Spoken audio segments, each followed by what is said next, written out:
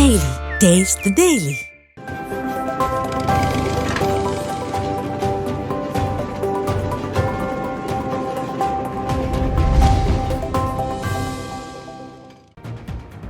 மங்களம் அருகே சாலையோரம் அமைக்கப்பட்டுள்ள கடைகளை அகற்ற பொதுமக்கள் மற்றும் சமூக ஆர்வலர்கள் கோரிக்கை விடுத்துள்ளனர். திருவண்ணாமலை மாவட்டம் மங்களம் அருகே வாரந்தோறும் சனிக்கிழமைகளில் காய்கறி வாரச்சந்தை நடைபெற்று வருகிறது. இங்கு பல்வேறு கிராம பகுதிகளில் இருந்து கொண்டுவரப்பட்ட காய்கறிகள் சந்தையில் விற்பனை செய்யப்படுகிறது. இந்த வாரச்சந்தை திருவண்ணாமலை அவலூர்பேட்டை தேசிய நெடுஞ்சாலை அருகே சாலையோர கடைகள் வைக்கப்படுவதால் போக்குவரத்து நெரிசல் மற்றும் விபத்துகள் ஏற்படுகின்றன. இதனால் சம்பந்தப்பட்ட அதிகாரிகள் சாலையோரம் வைக்கக்கூடிய கடைகளை ஒதுக்கப்பட்ட மாற்று பகுதியில் அமைக்க வேண்டும் என பொதுமக்கள் மற்றும் சமூக ஆர்வலர்கள் கோரிக்கை விடுத்துள்ளனர்.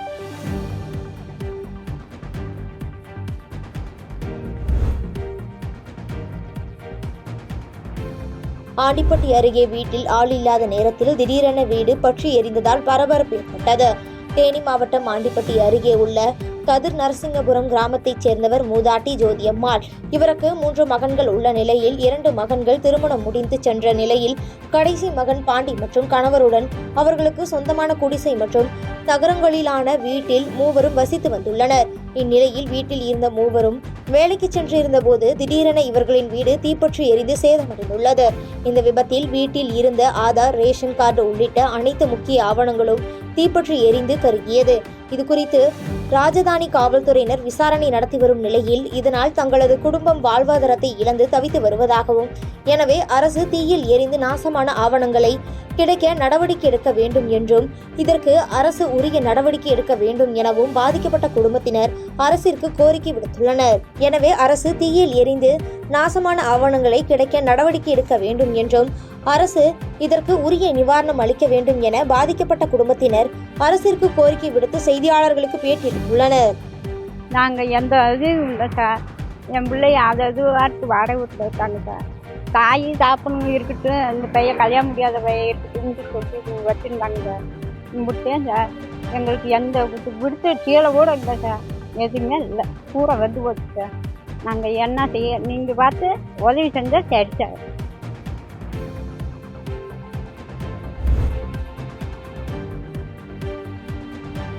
வாரிசு என்ற தகுதியிலேயே ஆட்சிக்கு வந்துள்ளனர் என ஆம்பூரில் நடைபெற்ற அதிமுக பொதுக்கூட்டத்தில் முன்னாள் அமைச்சர் KC வீரமணி விமர்சித்துள்ளார்.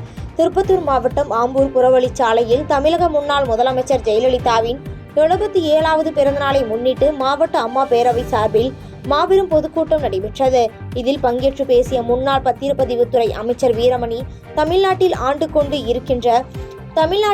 கொண்டு இருக்கின்ற மன்னராட்சியில் மன்னர் குடும்பம் என்ன ஆட்சி செய்கின்றது என்பதை மக்கள் பார்க்கிறார்கள் என்றும், வாரிசு என்ற தகுதியிலேயே ஆட்சிக்கு வந்துள்ளனர் என்றும், தமிழ்நாட்டில் கடந்த 4 ஆண்டுகளில் ஆசிரியர்கள் 250 பேர் போக்சோ சட்டத்தின் கீழ் கைது செய்யப்பட்டுள்ளனர் என்றும், இந்த அரசு ஆளுவதற்கு தகுதியற்ற அரசு என்றும், சட்ட ஒழுங்கை பாதுகாக்காத அரசு தமிழகத்தை ஆளுகின்றது என்றும் விமர்சித்து பேசினார்.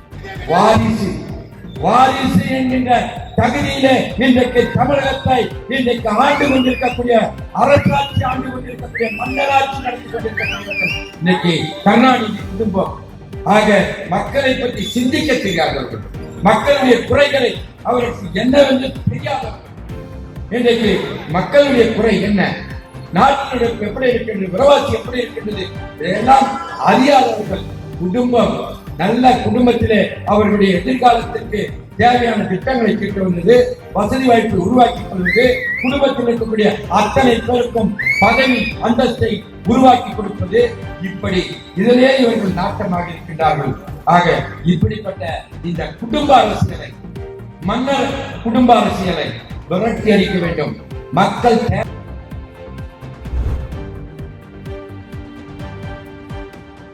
உதவியில் வார விடுமுறை நாளான இன்று மலை ரயில் பயணம் மேற்கொள்ள ஏராளமான சுற்றுலா பயணிகள் குவிந்தனர். நீலகிரி மாவட்டம் உதகை ரயில் நிலையத்தில் மலை ரயிலில் பயணம் மேற்கொள்ள ஏராளமான சுற்றுலா பயணிகள் குவிந்தனர்.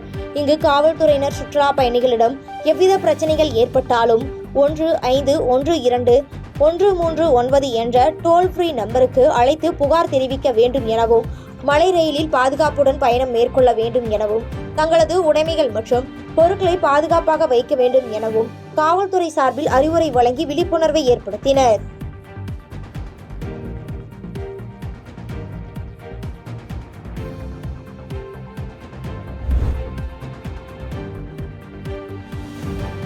வடமாநிலத்தில் இருந்து உசிலம்பட்டி பகுதிக்கு கூலி வேலைக்காக வந்தவர்களை கொத்தடிமையாய் பணியாற்ற வைத்ததாக கூறி 5 வடமாநில தொழிலாளர்கள் காவல் நிலையத்தில் தஞ்சமடைந்ததால் பரபரப்பு ஏற்பட்டது.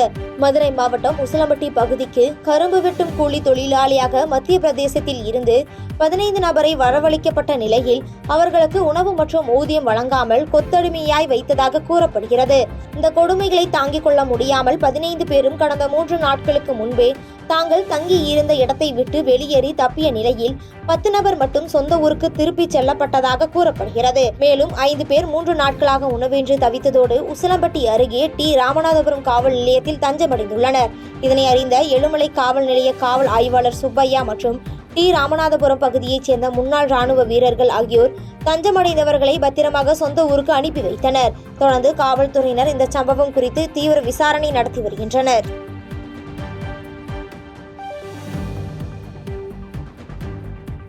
பாதகம் செய்பவரை கண்டால் நாம் பயம் கொள்ளலாகாது பாப்பா. மோதி மிதித்து விடு பாப்பா, அவர் முகத்தில் உமிழ்ந்து விடு பாப்பா. அண்மை செய்திகளை உடனுக்குடன் தெரிந்து கொள்ள இணைந்திருங்கள் எம் நாடு தொலைக்காட்சியுடன்.